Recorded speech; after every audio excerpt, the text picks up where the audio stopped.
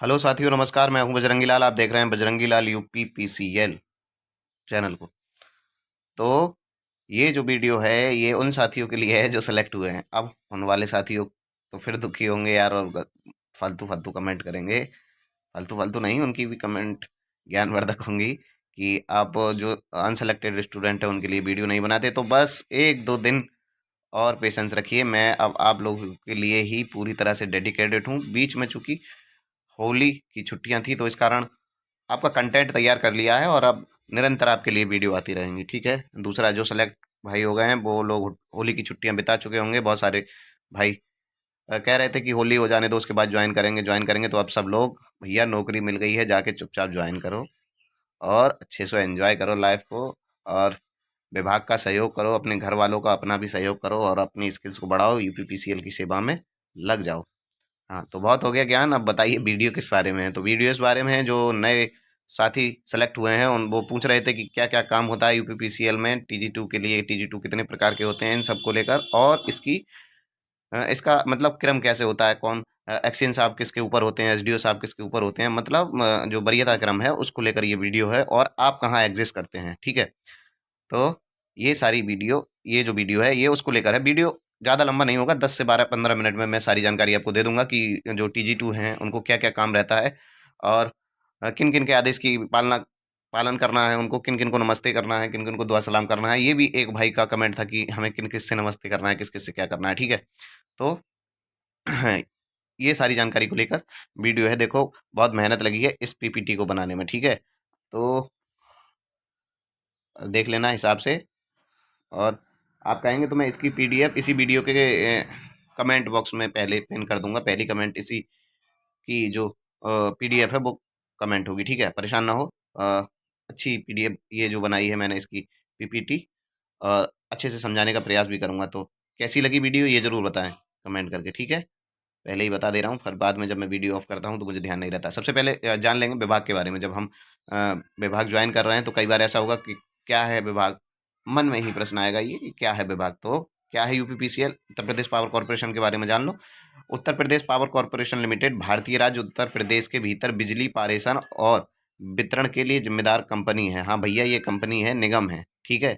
एक निगम है, हम निगम के अंतर्गत काम करते हैं। जो निगम उत्तर प्रदेश सरकार के अधीनरत है, यूपीपीसीएल जो उत्तर प्रदेश सरकार के अधीनरत है। तो अब कुछ लोग कहेंगे क्या हम प्राइवेट है? नहीं, आप प्राइवेट नहीं है, आप एक सरकारी विभाग में कार्यरत हैं।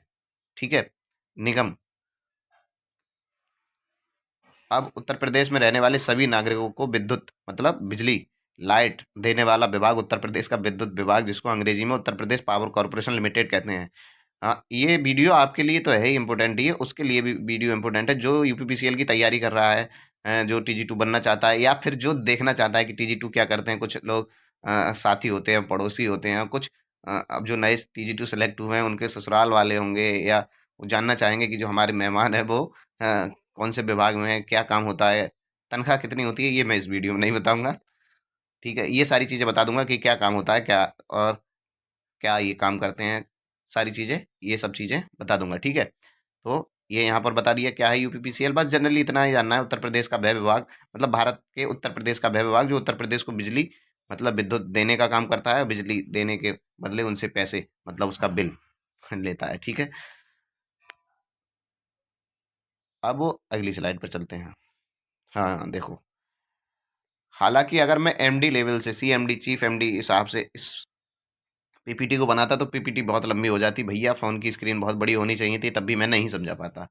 तो ये मैं वहाँ से समझा रहा हूँ जहाँ आपकी पोस्टिंग है, और जहाँ आपको कनेक्शन में मतलब कनेक्शन जिनके इर्द गिर्द आपकी नौकरी घूमेगी। ठीक है, ये समझो। तो आप, मैंने बहुत पहले बता रखा है कि खंड कार्यालय, अगर आप डिस्ट्रीब्यूशन में पोस्टेड हैं और ट्रांसमिशन में भी पोस्टेड हैं तब भी खंड कार्यालय में, मैं चूंकि डिस्ट्रीब्यूशन में हूँ तो डिस्ट्रीब्यूशन को परिप्रेक्ष्य मानकर इस वीडियो को बना रहा हूँ। तो खंड कार्यालय कहते हैं एक्शन साहब के ऑफिस को। एक्सीएन मतलब एग्जीक्यूटिव एग्जीक्यूटिव इंजीनियर। ये देखो यहाँ पर लिखा होगा एग्जीक्यूटिव इंजीनियर, जिनको हम हिंदी में अधिशासी अभियंता कहते हैं। जो आपके तहसील लेवल का मुख्यालय होता है उस पर होते हैं ये प्रमुख, मतलब मेन अधिकारी होते हैं। कई सारे मतलब 13 14 15, कई जगह 15 बिजली घर, कई जगह 10 बिजली घर, कई जगह 8 बिजली घर के हेड होते हैं ये, ठीक है।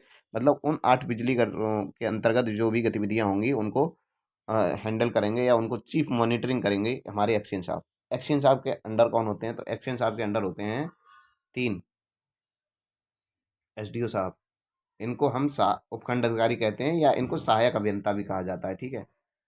लेकिन जब आप एज ए TG2 कोई एप्लीकेशन लिख के जाएंगे, कई बार कहा जाएगा छुट्टियों के लिए एप्लीकेशन या कुछ भी एप्लीकेशन, या मतलब किसी चीज़ को कि साहब उपकेंद्र पे ये उपलब्ध करवा दीजिए, ये उपलब्ध करवा दीजिए, ये इन सारी चीज़ों को लेकर कई बार आप एप्लीकेशन एसडीओ साहब को लिखेंगे और कई बार आप एप्लीकेशन एक्सचेंज साहब को लिखेंगे, ठीक है। तो सबसे जो खंड कार्यालय पे सबसे हाईएस्ट पोस्ट के अधिकारी होते हैं वो होते हैं एक्सचेंज साहब। उसके बाद उपखंड अधिकारी जिनको हम एसडीओ कहते हैं। एसडीओ का फुल फॉर्म है सब डिवीजन ऑफिसर, ठीक है। डिवीजन मतलब खंड, ठीक है, और सब है तो उपखंड अधिकारी, ठीक है। तो ये यहाँ पर मैंने 3 दिखाए हैं क्योंकि मेरे मैं जहाँ पे पोस्टेड हूँ वहाँ 3 ही उपखंड हैं। 3 उपखंड के बाद फिर एक खंड होता है। मतलब ये ज़रूरी नहीं है 3 ही उपखंड के बाद एक खंड हो। कई बार 4 उपखंड भी होते हैं, कई बार 5 उपखंड होते हैं, कई बार 2 उपखंड होते हैं। लेकिन मैक्सिमम 3 से अधिक होते हैं, ठीक है, 3 या 3 से अधिक होंगे। तो यहाँ तक समझ लिया हम। सबसे पहले अ, ऊपर से नीचे आ रहे हैं हम ये वरीयता क्रम में, ठीक है। इसके ऊपर ऐसे हिसाब होते हैं। ऐसे हिसाब से आपको बहुत कभी कभी आपको ऐसे हिसाब से कोई काम होगा, नहीं तो ज़्यादातर आपके जो अधिकांश काम है वो एसडीओ और एक्सचेंज साहब तक निबट जाएंगे, ठीक है। तो एक्सचेंज साहब के बाद फिर नीचे आ रहेंगे तब हम वहाँ एसडीओ साहब, और ऐसे ही जब वापस अगर कोई काम होगा तो कोई भी प्रक्रिया ऐसे ऊपर की ओर शुरू होगी। फिर अवर अभियंता जिनको हम जेई साहब कहते हैं, मतलब हमारे जो हेड है वो जेई साहब एक तरह से मान लीजिए, इन्हीं के आदेश की पालन करना है हमको। अब आप कहेंगे कि एसडीओ और एक्सचेंज के आदेश का पालन नहीं करना है? हाँ, उनके भी आदेश का पालन करना है, लेकिन आपका अधिकांश समय जो बीतेगा वो जेई साहब के साथ बीतेगा, ठीक है। जेई साहब अधिकांशतः जेई साहब ही आपके काम को बताएंगे कि आप ये कर लीजिए, आप ये करिए, और असल में आप सहायक होते हैं जेई साहब के ही, ठीक है। तो अब यहाँ पर ये मैंने क्या दर्शाया है? विद्युत उपकेंद्र फर्स्ट, विद्युत उपकेंद्र सेकंड, विद्युत उपकेंद्र थर्ड। मतलब कई बार एक जेई साहब पे एक ही बिजली घर होता है और कई बार एक जेई साहब पे 2 या 3 बिजली घर होते हैं। यहाँ पर मैं 3 बिजली घर कंसीडर कर रहा हूँ, मतलब 3 बिजली घर हैं। तीनों बिजली घर पे एक ही जेई साहब हेड है, ऐसे मान के चल लीजिए, ठीक है। अधिकांशतः 1 या 2 बिजली घर जेई साहब पे होते हैं, लेकिन कई कई बार ऐसा हो जाता है कि 3 बिजली घर भी जेई साहब पे होते हैं। मैं 3 कंसीडर करके चल रहा हूँ। तीनों बिजली घर का जो प्रमुख होता है, हेड होता है, वो होते हैं जेई साहब, ठीक है। अब जेई साहब तक समझ लिया। जेई साहब मतलब जूनियर इंजीनियर, ठीक है। जो आप प्रमोशन के बाद अगर आप ITI किए हुए हैं तो थोड़ा ज़्यादा समय लगता है, और अगर डिप्लोमा किए हुए हैं और डिप्लोमा आपने DV के समय लगाया है तो आप जल्दी उस पद तक पहुंच जाएंगे। फिर देखो बिजली घर तक आ गए। बिजली घर के हेड कौन होते हैं? तो बिजली घर के हेड होते हैं हमारे जेई साहब। फिर विद्युत उपकेंद्र का स्टाफ, बिजली घर का स्टाफ। ये अब आप कुछ लोग सोच रहे होंगे कि आपने औरों को तब बताया नहीं, जो SSO का कार्य करेंगे, जो ट्रांसमिशन में जाएंगे, उनके लिए क्या है? सबके लिए बताएंगे भैया, अभी वीडियो खत्म थोड़ी हुई है, वीडियो चलेगी अभी। विद्युत उपकेंद्र का स्टाफ, विद्युत उपकेंद्र के स्टाफ में सबसे ऊपर कौन? विद्युत उपकेंद्र के स्टाफ में सबसे ऊपर अवर अभियंता मतलब जेई साहब। जेई साहब के जस्ट बाद की जो कुर्सी है वो आपकी होगी तकनीशियन, ठीक है। उसके बाद सब स्टेशन ऑपरेटर जिनको हम SSO कहते हैं। डिस्ट्रीब्यूशन में अधिकांशता, चूंकि मैं मध्यांचल में पोस्टेड हूँ तो मध्यांचल में क्या है? मध्यांचल में जो ऑपरेशन और मेंटेनेंस का कार्य है, समझ रहे हैं? ऑपरेशन और मेंटेनेंस का जो काम है, रख रखाव और विद्युत आपूर्ति को चालू करना और बंद करना, इसका जो मेन काम है वो है संविदा साथियों पर, हमारे जो हमारे संविदा साथी हैं वो उन पर। तो जो हमारे संविदा साथी हैं उन पर है ये मेंटेनेंस वगैरह का कार्य। तो यहाँ पर हमको अगर कोई जानकारी बिजली घर से संबंधित कोई जानकारी, कई बार क्या होता है जेई साहब डायरेक्ट ही इन लोगों से खुद ही ले लेंगे कि आपके फीडर पे कौन कौन सी, जैसे वही पूछेंगे कि ये बताओ आपके फीडर पे कौन कौन सी चक्कियाँ जमा हो गई, तो कई बार ये बताएंगे और कई बार ये आपसे पूछ लेंगे कि तुमने इन लोगों से जानकारी जो जुटाई है वो मुझ तक पहुंचा दो। तो आप लोगों को इन लोगों से जानकारी जुटानी है, कई बार फील्ड में जाके काम करना है, उनसे जानकारी जुटा के अवर अभियंता तक पहुंचानी है, ठीक है। तो विद्युत उपकेंद्र का जो मेनली स्टाफ होता है वो ये होता है, ठीक है। सबसे ऊपर जेई साहब, फिर आप तकनीशियन, फिर अगर आप डिस्ट्रीब्यूशन में पोस्टेड होते हैं तब, फिर उसके बाद सब स्टेशन ऑपरेटर, फिर जो लाइनमैन साथी हैं वो, उसके बाद meter reader. Meter reader permanent बिजली घर पे नहीं बैठते हैं, लेकिन ये फील्ड के कर्मचारी होते हैं, ठीक है। तो सहायक होते हैं ये विद्युत उपकेंद्र के लिए। और मीटर रीडर का कोई एक फिक्स बिजली घर नहीं होता है। कई बार ऐसा होता है कि उस उनको जो क्षेत्र दिया जाता है वो क्षेत्र 2 बिजली घरों के अंतर्गत आता है, इसीलिए मैंने मीटर रीडरों का नाम यहाँ पर नहीं लिखा है, मतलब पद यहाँ पर नहीं लिखा है, ठीक है। लेकिन जो लाइनमैन है या सब स्टेशन ऑपरेटर है, तकनीशियन है, अभियंता है, इनको एक पार्टिकुलर बिजली घर दे दिया जाता है कि आप इस बिजली घर से संबंधित काम करेंगे, ठीक है। तो ये समझ लिया। अब देखो, अब बहुत बहुत अब बिल्कुल आपके मतलब वाली स्लाइड, TG2 के प्रकार। हाँ भैया, अभी तक ट्रांसफार्मर के प्रकार पढ़े, डीसी मोटर के प्रकार पढ़े, क्या हमारे पद के भी प्रकार हैं? हाँ, TG2 पद के भी प्रकार हैं। तो TG2 जो पद है 2 प्रकार के हैं। कितने प्रकार के? 2 प्रकार के यहाँ पर लिखा है, 2 प्रकार के TG2 पद हैं। फर्स्ट TG2 लाइन और TG2 विद्युत। अब आप कह रहे होंगे हम कौन से हैं? तो भैया आप जो है ना, आप सब TG2 विद्युत है। TG2 लाइन की पोस्ट अब काफ़ी समय से नहीं आई है। ये एक तरह से लाइनमैन ही है, क्योंकि नाम के पीछे लाइन लिखा है, इसलिए इससे भी आप अंदाज़ा लगा सकते हैं कि ये लाइन का काम करने वाले हैं। इसको आपको याद हो 2019 में, अप्रैल 2019 में ये वैकेंसी आई थी 4102, जो किन्हीं कारणों से निरस्त हो गई। ये जो पोस्ट थी ये TG लाइन वाली थी, लेकिन तब से अभी तक TG लाइन की कोई वैकेंसी नहीं आई है। उसके बाद 2 वैकेंसी आई हैं 608 वाली, वो भी TG विद्युत की थी, और जो अभी वैकेंसी 891 हुई हैं ये भी TG विद्युत की हैं, ठीक है। जब नोटिफिकेशन जारी होता है तो उसमें लिखा होता है कि TG विद्युत या TG लाइन। दोनों का वेतन सेम है, काम दोनों का अलग अलग है। वेतन को लेकर कोई ये नहीं है कि आप सोचें TG2 विद्युत का वेतन ज़्यादा है और TG लाइन का विद्युत वेतन कम है।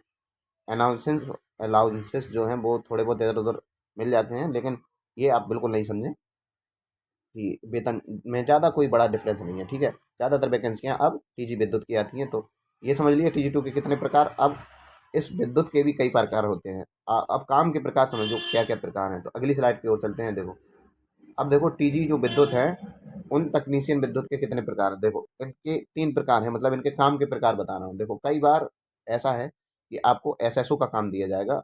SSO क्या है? सब स्टेशन ऑपरेटर, जिसकी फुल फॉर्म है।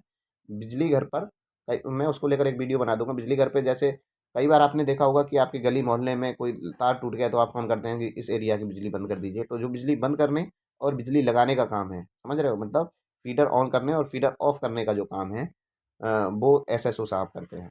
तो कई, चूंकि ये जो वीडियो है पूरे उत्तर प्रदेश को कंसीडर करके मैं बना रहा हूँ, कोई एक पार्टिकुलर जॉन या एक पार्टिकुलर डिस्कॉम को लेकर नहीं बना रहा हूँ, इसीलिए बता रहा हूँ कि SSO का जो काम है वो बिजली, सही भाषा में समझिए, बिजली लगाने, फीडर लगाने या बिजली लगाने का, या फिर बिजली को हटाने, मतलब पावर ऑन और पावर ऑफ करने का काम है। तो ये SSO का काम है। SSO का फुल फॉर्म होता है सब स्टेशन ऑपरेटर ऑफिसर, मत समझ लीजिएगा, ठीक है। उसके बाद JMT, ये नाम तो आपने नहीं सुना होगा। JMT, JMT मतलब जूनियर मीटर टेस्टर। अब ये किसके अंदर होंगे? तो ये होंगे, देखो, मतलब जिले को बोलते हैं यहाँ हम अपने विभाग में सर्किल। तो सर्किल पे 1 2 या फिर मैक्सिमम 3 टेस्ट के जई साहब होते हैं। टेस्ट मतलब, अब आप कहेंगे ये टेस्ट क्या है? टेस्ट मतलब कि मीटर, प्रयोगशाला, ठीक है। टेस्ट डिवीजन, प्रयोगशाला मतलब जो होती है वहाँ पर टेस्ट डिवीजन। वहाँ पर क्या होता है कि जो HV मतलब हाई वोल्टेज वाले, जैसे किसी कोल्ड स्टोर, चक्कियाँ, या फिर छोटी स्मॉल इंडस्ट्री या बड़ी इंडस्ट्री, उन पे जो मीटर लगते हैं, उनके मीटर में कितनी डिमांड है, उनका बिल बनाना, ये सारी, या मीटर का बदले जाना, ये सारे काम उन जेई साहब के अंदर में होते हैं। तो चूंकि जेई साहब पे इतना बड़ा एरिया होता है, उनके अंडर कौन रहते हैं? उनके अंडर JMT साहब रहते हैं, जूनियर मीटर टेस्टर, जो TG2 ही होते हैं, जिनका काम क्या होता है कि कोल्ड स्टोर है, अगर आप के एरिया में कोल्ड स्टोर है, तो कोल्ड स्टोर की रीडिंग लाना, मतलब रीडिंग विभाग तक पहुंचाना, उसका बिल बनवाना, जाके ये देखना कि जो कोल्ड स्टोर के मालिक हैं वो बाईपास तो नहीं चला रहे हैं, मीटर में कोई त्रुटि तो नहीं है, विद्युत की चोरी तो नहीं कर रहे हैं, ये सारी चीज़ें देखना है। अब आप कहेंगे क्या कोल्ड स्टोर के बिल देखने हैं JMT को? नहीं, मैंने बताया, उनको कई बार ऐसा भी होता है। हाँ, अब जैसे कोई एल एम बी बन कहते हैं सामान्यतः घरेलू कनेक्शनों को। तो जो घरेलू कनेक्शन का उपभोक्ता है, जो घरेलू कनेक्शन वाला उपभोक्ता है, कई बार वो क्या करेंगे, वो अपना कनेक्शन बंद करवाएंगे। बहुत से लोग कहते हैं कि भैया बिल बहुत आ रहा है, बिल हम नहीं जमा कर पा रहे हैं, या फिर किन्हीं कारणों से वो दूसरी जगह रहने लगे, तो उस स्थिति में वो क्या करेंगे, एक घर का अपना कनेक्शन बंद करवाएंगे, संयोजन बंद करवाएंगे। तो उस स्थिति में जो PD मतलब परमानेंट डिस्कनेक्शन होता है, उनका मीटर उतारने का काम, मतलब मीटर लैब जाता है। ऐसा नहीं है कि आपने कनेक्शन बंद करवा दिया तो मीटर आपके यहाँ रखा रहेगा, वो मीटर लैब जाता है। मतलब सर्किल मुख्यालय पे जो लैब बनी होती है प्रयोगशाला टेस्ट डिवीजन की, उसमें वो पहुंचता है। फिर उसमें जो जितनी शेष अवशेष रीडिंग रह जाती हैं वो बिल में लग के आती है, वो सब अलग बात है। तो उस मीटर को ले जाना उनको, उनके स्थल को जाकर ये चेक करना कि हाँ अब इस पर कोई सप्लाई नहीं चल रही है, ये सारी चीज़ें जेएमटी का ही ये काम होता है। क्योंकि मैं खुद जेएमटी नहीं हूँ इसलिए और ज़्यादा अच्छे से नहीं बता पा रहा हूँ, लेकिन बहुत ओवरऑल मतलब ओवरव्यू मैंने आपको दे दिया कि जेएमटी का मेन क्या काम रहता है, ठीक है। और कई बार ऐसा होता है कि अगर आप ज़िले पे पोस्टेड हैं तो आप वर्कशॉप में भी पोस्टेड हो सकते हैं। वर्कशॉप मतलब जहाँ पुराने ट्रांसफार्मर रिपेयर किए जाते हैं, वहाँ पर आपको सुपरविजन का काम करना होता है कि कितने ट्रांसफार्मर आए, कितने ट्रांसफार्मर गए, और उनकी टेस्टिंग करनी होती है कि जो नए ट्रांसफार्मर की रिवाइंडिंग हुई है क्या वो सही तरीके से काम कर रहे हैं या नहीं। फिर अंतिम जो है तीसरा वो है कैशियर का। ये सबसे ज़्यादा ज़रूरी काम है। अधिकांशतः TG2 भाई हमारे जो हैं वो यही काम कर रहे हैं, कैशियर वाला, ठीक है। और इसको लेकर बहुत सारे साथी परेशान भी हैं कि हम पैसा जमा करेंगे तो पैसा बैंक तक पहुंचाएगा कौन, पैसा लुट जाएगा तो उसका बैंक तक पहुंचाते समय लुट गया या कम हो गया पैसा, उसके जिम्मेदार कौन होगा। तो भैया उसके जिम्मेदार आप ही होंगे, ठीक है।